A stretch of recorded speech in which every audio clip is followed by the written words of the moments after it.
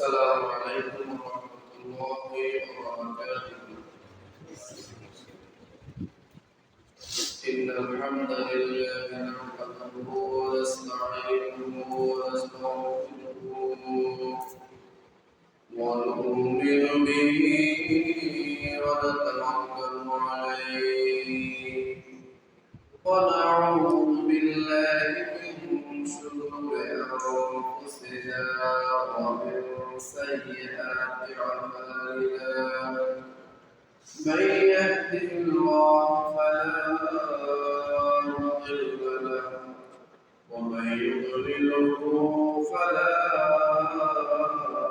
هادي له ونشهد أن لا إله إلا الله وحده لا شريك له ونشهد أن سيدنا وسندنا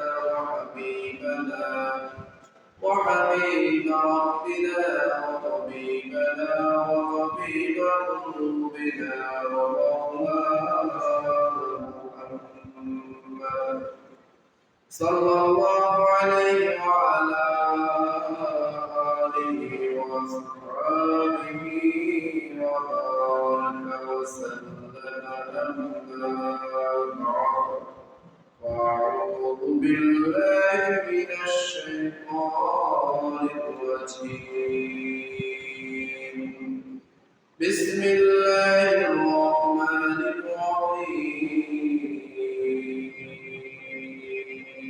الرحيم إن في ذلك لذكرى لمن كان له قلب أو ألقى السمع وهو شهيد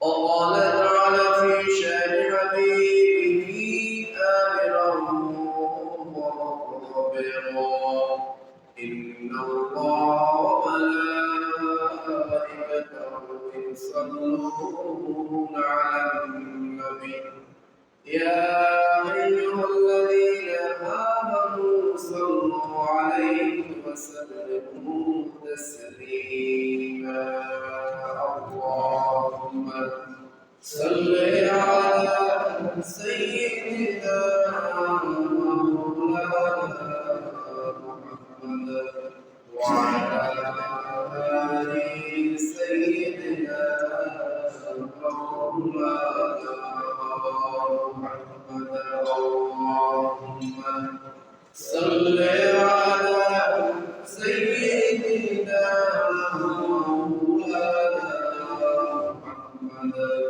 وعلى آل سيدنا مولانا محمد وعلى بكماله كشف الدجى بجماله أسبلت جميع مصالحه صلوا عليه وآله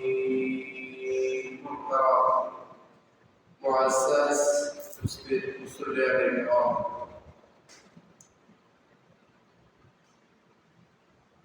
وقال الله تعالى আমরা শুকরিয়া জ্ঞাপন করি যে রব্বুল আলামিন আমাদেরকে পবিত্র জুমার দিন যথাযথ সময়ে জুমার নামাজ আদায় করার উদ্দেশ্যে আল্লাহর মসজিদে একত্রিত করেছেন সেই মহান রবের দরবারে আমরা শুকরিয়া জ্ঞাপন করছি সবাই বলি আলহামদুলিল্লাহ প্রিয় ভাইয়েরা আমার প্রত্যেক জুমায় আমরা কোরআন হাদিসের আলোকে দু চারটি কথা শুনি এই শোনার উদ্দেশ্য হলো যে আমার মধ্যে ইমানের চেতনাকে বৃদ্ধি করা এবং আমলের আগ্রহ তৈরি করা এটাই মূল উদ্দেশ্য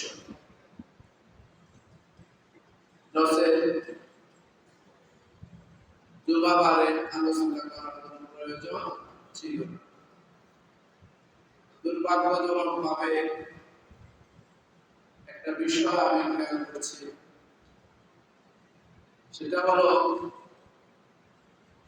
যারা শুনে আলহামদুলিল্লাহ, যারা আমল করে তারাই শুনে এবং তারাই আগে আসে।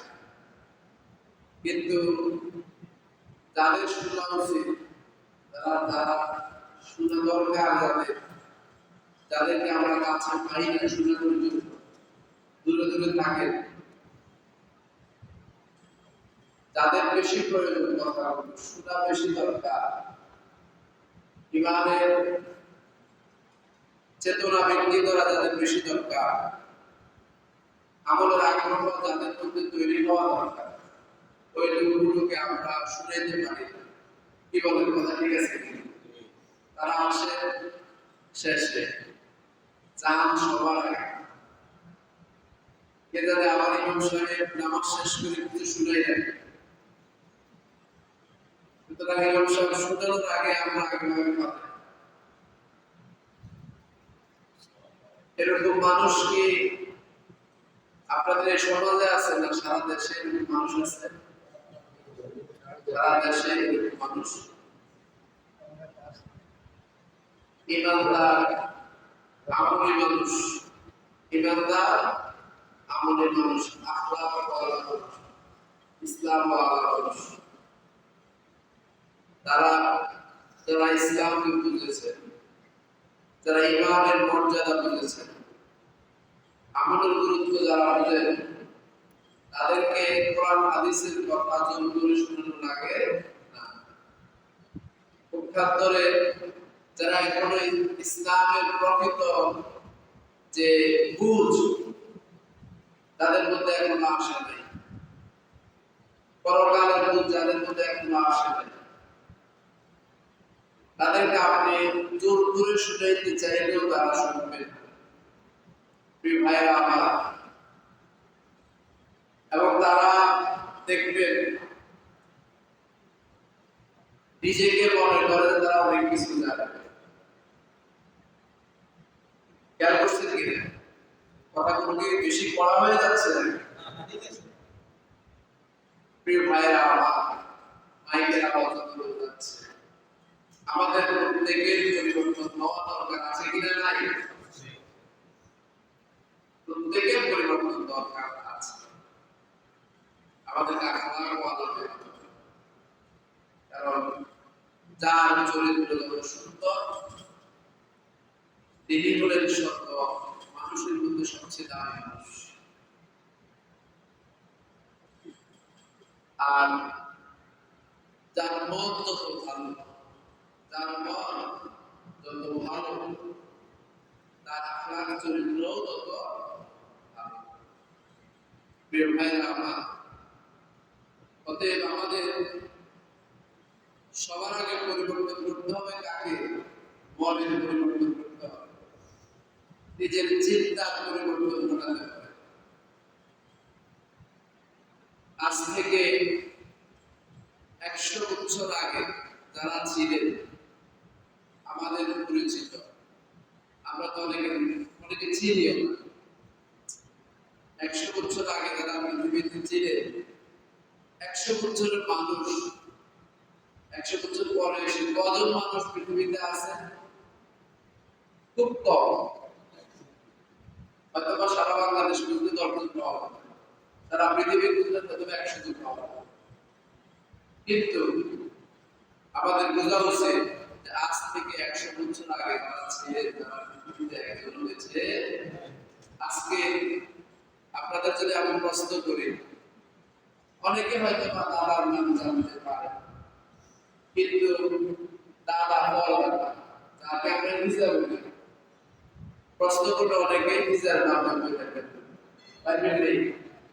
কথা বলে অনেকে, আমি সবার কথা বলি না, কেউ কেউ পারবে, কিন্তু বেশিরভাগ মানুষ নিজের নাম জানে।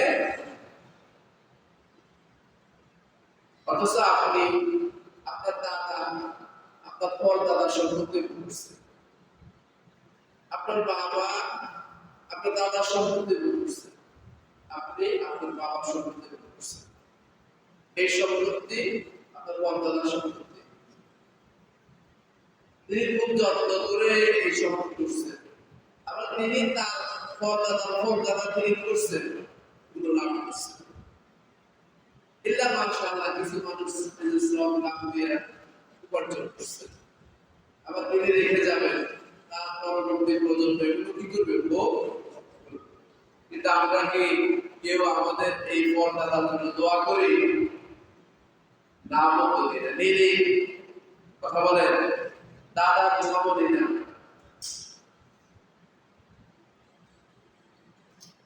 প্রিয় ভাইরা আমার, পৃথিবী বড় নিষ্ঠুর জায়গা। এই নিষ্ঠুর জায়গায় আপনি ভবিষ্যৎ কার জন্য রেখে যাবেন? কে আপনার জন্য কিছু করবে? খুব ভালোভাবে খেয়াল করুন। আমার শ্রম, গান, চিন্তা, চেতনা, কষ্ট যত কিছু আছে, সব কিছুর একটাই লক্ষ্য, উদ্দেশ্য যে আমার ভবিষ্যৎ রেখে যাব, আমার ভবিষ্যৎ প্রজন্মের জন্য কিছু করে যাবে। আমি বলি আছি, কিন্তু তিনি জানেনই না। তিনি যেরকম তার পর্দাটাকে মনে রাখেন না, এই লোকটাও ইন্তেকালের পর সন্তানরা মনে রাখলেও নাতি পুতিরা তার কথা স্মরণ। কার জন্য আপনি এত সব করে যাচ্ছেন? প্রিয় ভাইরা আমার, অতএব আমাদের বুঝটা দরকার, এমন কিছু করা দরকার মৃত্যুর পর যেন কারো মমতাজ না হইতে পারে। এমন সন্তান জন্য কিছু করে যান যে সন্তান আপনার গর্বের মূল্যায়ন করবে। সেই সন্তানকে আমার আপনার রব স্বয়ং আল্লাহ তাআলা বলেন যে আপনার আর আমার গর্বের কি করে মূল্যায়ন করেন। আমি বিন্দু মাত্র ভালো কাজ করলে আল্লাহ এটার মূল্যায়ন আমাকে দিবেন, আমি খারাপ কাজ করলেও এটার শাস্তি আমাকে করতে অবশ্যই দিতে হবে। অতএব দুনিয়াতে থাকা অবস্থায় বুদ্ধিমানের কাজ হলো মৃত্যুর পরবর্তী জিন্দেগীর জন্য কিছু করা। আল্লাহ রাসূল স্বয়ং নিজে বলেছেন যে সালাক হলো ওই ব্যক্তি আল-তাইয়িস মান দানা নাফসা ওয়া আমিলা লিমা বা'দাল মাউত, যে ওই ব্যক্তি হলো চালাক, বুদ্ধিমান, যে ব্যক্তি নিজের হিসাব নিজে করতে পারে, নিজের হিসাব নিজে করতে পারে যে আমি আসলে কি করছি, কি করা আমার উচিত, এবং পরবর্তী জিন্দেগীর জন্য আমল করে। রাস্তা আগে হলো বুঝ, পর হলো আমল। একটা আয়াত আপনাদের শোনাই, আজকের খুতবা মূল আলোচ্য বিষয় এই আয়াতের আলোকে। মূল কথা বলার আগে কিছু ভূমিকা কথা বলার আগে, মূল কথা না হলে বুঝে আসে না। আল্লাহ তাআলা কোরআনুল কারীমের মধ্যে বলেন, ইন্না ফি যালিকা লাযিকরা লিমান কানা লাহু কলবুন আও আলকা সামআ ওয়া হুয়া শাহীদ।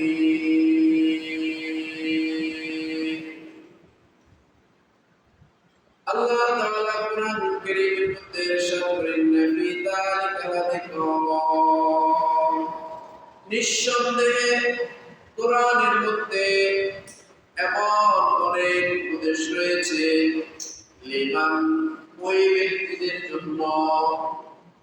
কোরআনের উপদেশগুলো, কোরআনের বিভিন্ন উপদেশ আর দৃষ্টান্ত, এগুলো ওই লোকগুলোর জন্য উপদেশ এবং উপকারী।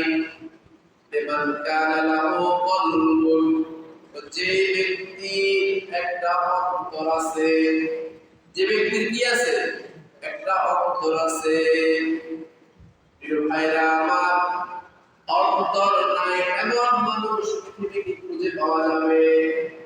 অন্তর প্রত্যেক মানুষের আছে, কিন্তু এই অন্তর সেই অন্তরের কথা নয়।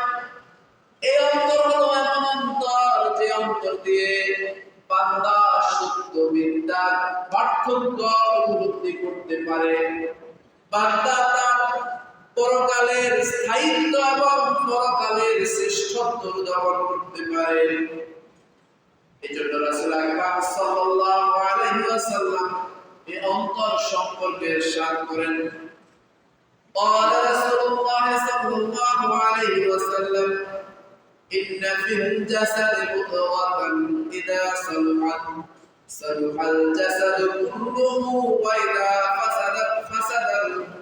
فسد الجسد كله ألا وهي القلب রাসূল আকরাম সাল্লাল্লাহু আলাইহি ওয়াসাল্লাম হাদিসের মধ্যে ইরশাদ করেন, ও আমার উম্মতেরা শুনো, মানুষের যে একটা বডি, এই বডির মধ্যে এমন একটা গোশতের টুকরা রয়েছে মুতমা, সেই গোশতের টুকরা ইলা সালুহাল জাসাদ কুল্লুহু, যদি মানুষের বডির ভিতরের সেই গোশতের টুকরাটা যদি বিশুদ্ধ হয়, ভালো হয়, পরিশুদ্ধ হয়,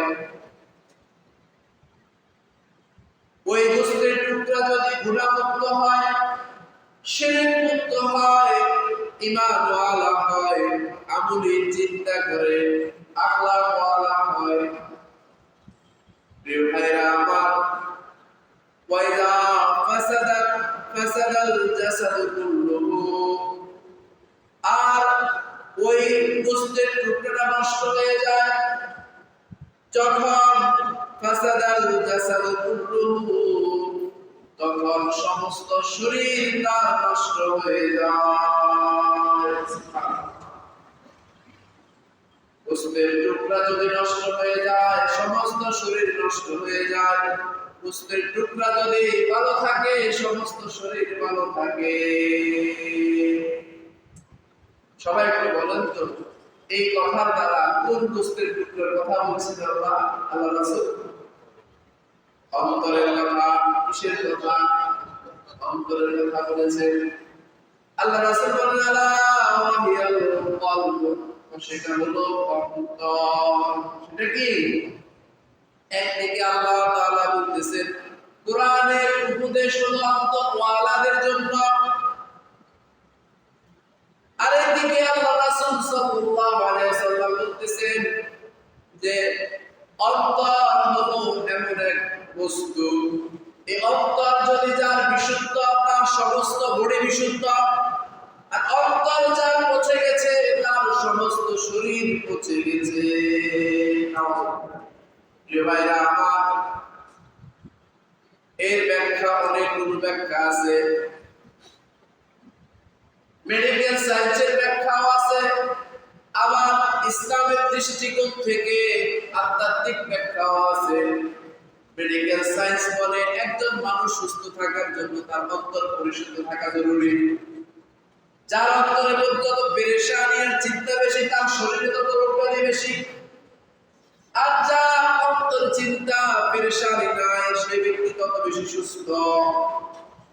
আর ইসলামের দৃষ্টিকোণ থেকে বলা হয়, যার অন্তরটা যত বেশি ঈমানের হিকমত দ্বারা পরিপূর্ণ, ইসলাম দ্বারা পরিপূর্ণ, আল্লাহর ভয় দ্বারা যার অন্তর যত বেশি পরিপূর্ণ, ওই ব্যক্তি তত বেশি গুনাহ থেকে মুক্ত, আর ওই ব্যক্তি তত বেশি আল্লাহর নৈকট্য প্রাপ্ত। সুবহানাল্লাহ।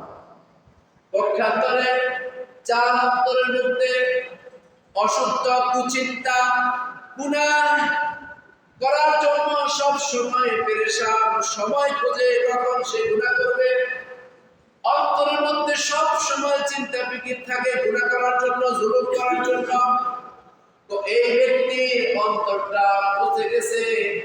সুতরাং এই অন্তর দ্বারা সব সময় তাকে, এই অন্তর উৎসাহিত করার জন্য, উৎসাহিত করে গুনাহ করার জন্য, অন্যের উপর জুলুম করার জন্য, নেক কাজ ছেড়ে দেওয়ার জন্য, বদ কাজ বেশি বেশি করার জন্য। প্রিয় ভাইরা আমার, আল্লাহ তাআলা যেমন কোরআনুল কারীমের মধ্যে ইরশাদ করেন, ইন্না ফি যালিকা লাযিকরা লিমান কানা লাহু কলবুন আও আলকাস সামআ ওয়া হুয়া শাহীদ।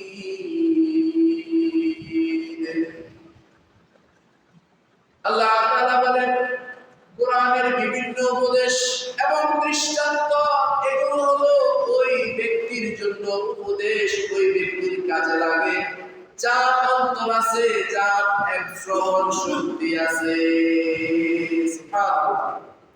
যার অন্তর আছে, যার শ্রবণ শক্তি আছে, কোরআনের উপদেশ একমাত্র তার জন্য। এমন শ্রবণ শক্তি এক কান দিয়ে শুনে আরেক কান দিয়ে বের করে দেয়, জোর করে শুনাইতে হয়, এমন শ্রবণ শক্তি নয়। এটা হলো একাগ্রতার সাথে আগ্রহ নিয়ে ইখলাসের সাথে শুনে। আগে বললাম প্রথমে যে কথা ছিল, কিছু মানুষকে শোনার জন্য কিছু মানুষ আগ্রহ নিয়ে বসে, আর কিছু মানুষকে জোর করেও শোনানো যায় না। আল্লাহ বলে, যার অন্তর নাই, যার শ্রবণ শক্তি নাই, তাহলে তুমি কিভাবে শুনাইবা? সে তো শুনবেও না, সে তো বুঝবেও না। আর যার অন্তর আছে, দিল আছে, শ্রবণ শক্তি আছে, একাগ্রতার সাথে শোনার মানসিকতা আছে, তাকে তুমি বলা লাগবে না, সে তোমার কাছে এসে শোনার জন্য বসে যাবে। প্রিয় ভাইরা আমার, কোরআন মানব জাতির জন্য হেদায়েত।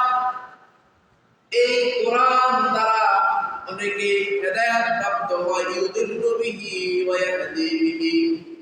আবার এই কোরআনের দ্বারা অনেকে পথভ্রষ্ট হয়।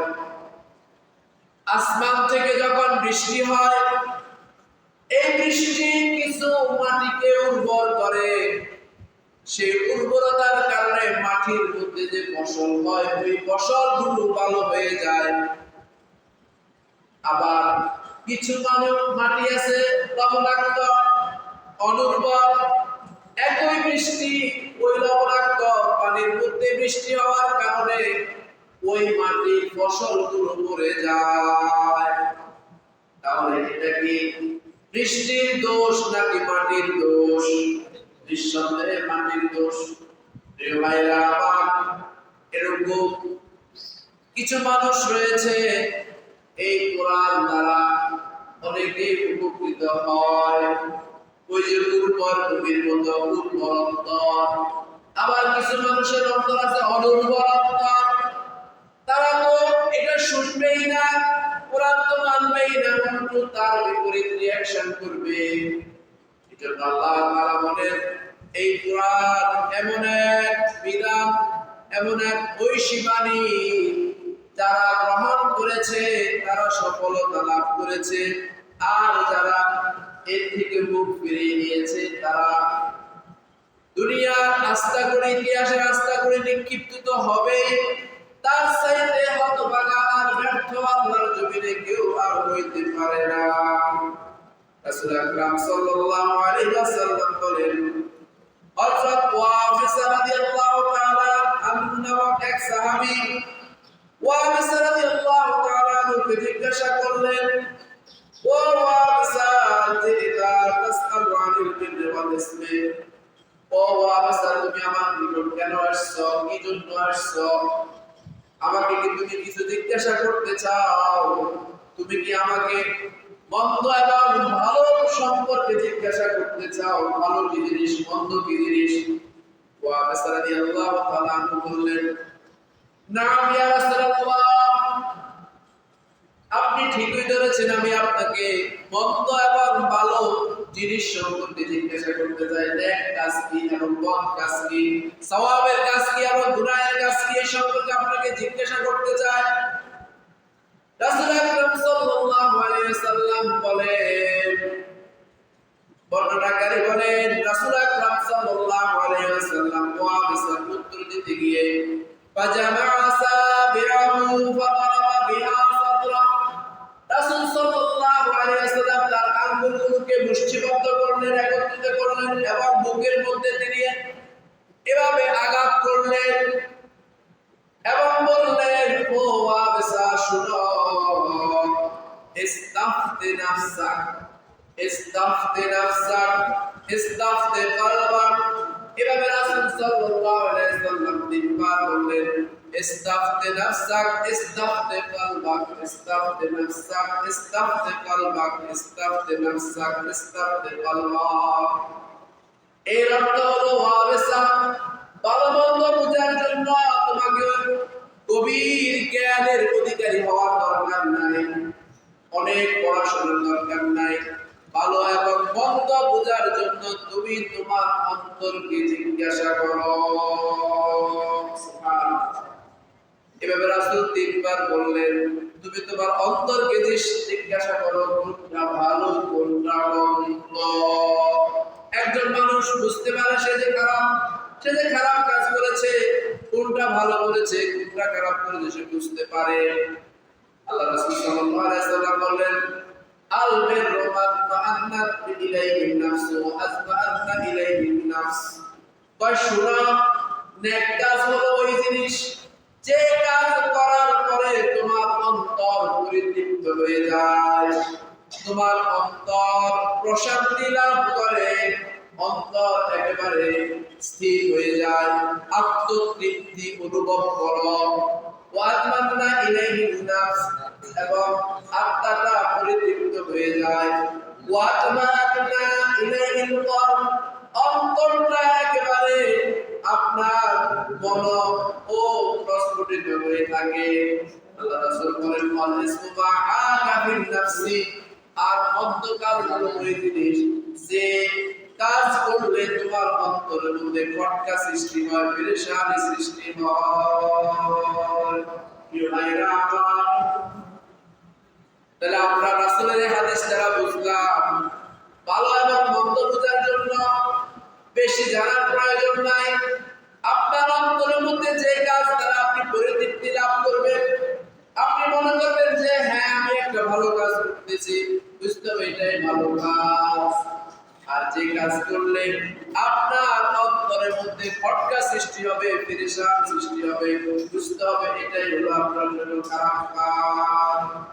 কালকে আমাদের ময়দানে নামাজওয়ালা ব্যক্তিরা, আমলি ব্যক্তি, এমন কিছু আমলি ব্যক্তি আছে আল্লাহ রাসূল বলেন যে তার জীবনে অনেক নামাজ, অনেক রোজা, অনেক যাকাত, হজ, উমরা, এরকম যাবতীয় সকল নেক আমল নিয়ে সে হাজির হবে, তার আমলের মধ্যে কোনো কমতি নাই।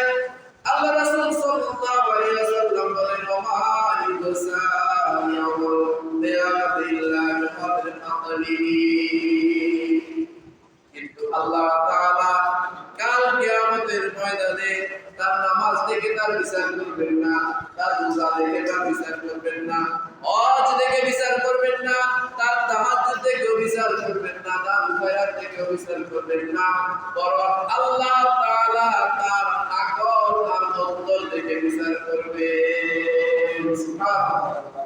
নবী সাল্লাল্লাহু আলাইহি ওয়াসাল্লাম বলেন, ইন্নাল্লাহা লা ইয়ানজুরু ইলা সুওয়ারিকুম ওয়ালাকিন ইয়ানজুরু ইলা কুলুবিকুম ওয়া আমালিকুম। আল্লাহ তোমাদের চেহারা দিকে তাকান না, তোমাদের বাহ্যিক আমলের দিকে তাকান না, বরং আল্লাহ তাআলা তোমাদের অন্তরের দিকে লক্ষ্য করেন। সুবহানাল্লাহ। অতএব এই অন্তর পরিশুদ্ধ হওয়া দরকার আছে কিনা নাই? এই অন্তর যদি নষ্ট হয়ে যায়, এই অন্তর যদি নষ্ট হয়ে যায়, যখন আপনি মৃত্যুবরণ করবেন তখন আসমান পাশে বলতে থাকে যে ইয়াকুল আহলুস সামাউ কুন তাইয়্যিবা ওয়া ইয়াকুল আহলুস সামাউ কুন খাবিসা। ফেরেশতারা বলতে থাকে এই লোকটার অন্তরটা পবিত্র, আর এই লোকটার অন্তরটা খাবিসা, নিকৃষ্ট। অনুরূপভাবে ফেরেশতারা যখন মালা করব একজন মানুষের জান কবজ করে তার আত্মা নিয়ে চলে যাবে, তখন ওই ফেরেশতা মালাকুল মউত হযরত আজরাইল আলাইহিস সালাম বলবেন, আইয়াতুন নাফসুল মুতমাইন্না, ওয়া ইয়াকুলু আইয়াতুন নাফসুল খাবিসা। ও দুর্গন্ধ, ও ভালো অন্তরের, পবিত্র অন্তরের অধিকারী ব্যক্তি, আর তার অন্তরটা নিকৃষ্ট, পচে গেছে, গুনাহযুক্ত, তাকে বলবে ও নিকৃষ্ট অন্তরের অধিকারী ব্যক্তি। অতএব প্রিয় ভাইরা আমার, আমাদেরকে আত্মা বিশুদ্ধ করা দরকার আছে কিনা নাই? কথা বলেন। অন্তর যদি বিশুদ্ধ হয় আমল শুদ্ধ হয়ে যাবে, অন্তর যদি পরিষ্কার না হয় আমল মাত্র ওয়াজ দিয়ে নসিহত করে পালন করা যাবে না। অতএব প্রত্যেকটি মানুষের, বিশেষ করে মুমিনের অন্তরকে আগে পরিশুদ্ধ করতে হবে। অন্তর পরিশুদ্ধ করার উপায় আছে। আল্লাহ রাসূল বলেন অন্তর পরিশুদ্ধ হয় জিকিরের দ্বারা, অন্তর পরিশুদ্ধ হয় কোরআন তেলাওয়াতের দ্বারা, অন্তর পরিশুদ্ধ হয় আপনার নেক আমলের দ্বারা। কিন্তু আমরা তো এগুলোর কাছে দাঁড়িয়ে নাই, আমরা আমাদের বক্তব্য শুনি, আমরা এগুলোর দিকে কোনো খেয়াল করি না। কোরআন হাদিসের অধ্যয়ন আমার মনে হয় অনেকের মাসের মধ্যেও নাই, বসে কিছু জিকির করবে 1 বছরের মধ্যে পাওয়া যায় না। ভাইরা আমার, যত বেশি সময় আপনি নেক কাজের সাথে দিবেন, যত বেশি আপনার অন্তর আপনার জিকির দ্বারা পরিপূর্ণ হবে, তত বেশি আপনার অন্তরটা গুনাহমুক্ত থাকবে। অতএব আমাদেরকে এই অন্তরকে বিশুদ্ধ করতে হবে শরীর সুস্থ রাখার জন্য এবং আপনার আমলে জিন্দেগি গঠন করার জন্য। এই দুইয়ের জন্য অন্তর বিশুদ্ধ করা দরকার আছে। প্রিয় ভাইয়েরা আমার, আল্লাহ তাআলা প্রত্যেকটা মানুষের হিসাব গ্রহণ করবে, আর এই হিসাব হবে তার কি দেখে? অন্তর দেখে। আমার বাহ্যিক সিরত আর স্বরূপ দেখে আপনার বিচার করবে না। বাহ্যিক ভাবে আপনি অনেক বড় আল্লাহওয়ালা, কিন্তু অন্তরে গিয়েছে জানেন কে? সুতরাং এই অন্তরকে আমল আর অন্তরের বিষয়, বাহ্যিক চিত্র আর অন্তরের চিত্রকে এক যদি না হয়, এই আমল দিয়ে কোনো কাজে আসবে না। সুতরাং আগে আপনার অন্তরের বিশুদ্ধতা দরকার। আল্লাহ তাআলা আমাদেরকে পরিশুদ্ধ হৃদয় নিয়ে, পরিশুদ্ধ অন্তর নিয়ে বেশি বেশি নেক আমল করার তৌফিক দান করুন। সুবহানাল্লাহ। আমিন। ওয়া আলহামদুলিল্লাহ।